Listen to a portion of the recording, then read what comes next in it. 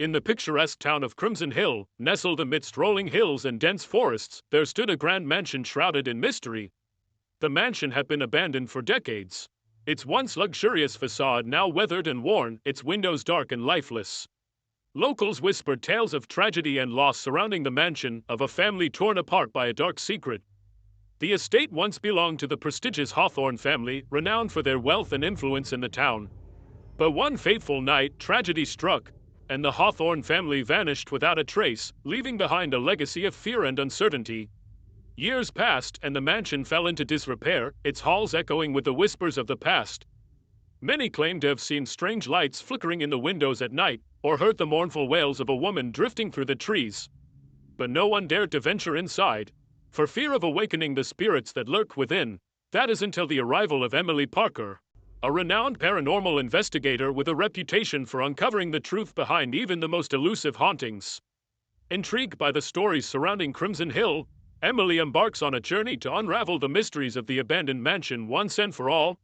Armed with her equipment and her unwavering determination, Emily stepped through the crumbling gates of the estate and into the darkness beyond. The air was thick with anticipation as she made her way through the overgrown gardens. Her senses alert for any sign of paranormal activity. As she approached the mansion, Emily felt a chill run down her spine, a sense of foreboding settling over her like a shroud. Ignoring the feeling of unease, she pushed open the creaking front door and stepped inside, her flashlight cutting through the darkness. The interior of the mansion was as grand as it was empty, its halls lined with faded portraits and dusty relics of a bygone era. Emily's heart raced as she made her way through the labyrinthine corridors, her senses on high alert for any sign of supernatural presence. Suddenly, she heard a soft whisper echoing from somewhere above, followed by the sound of footsteps echoing through the halls. With bated breath, Emily followed the sound, her pulse quickening with each passing moment.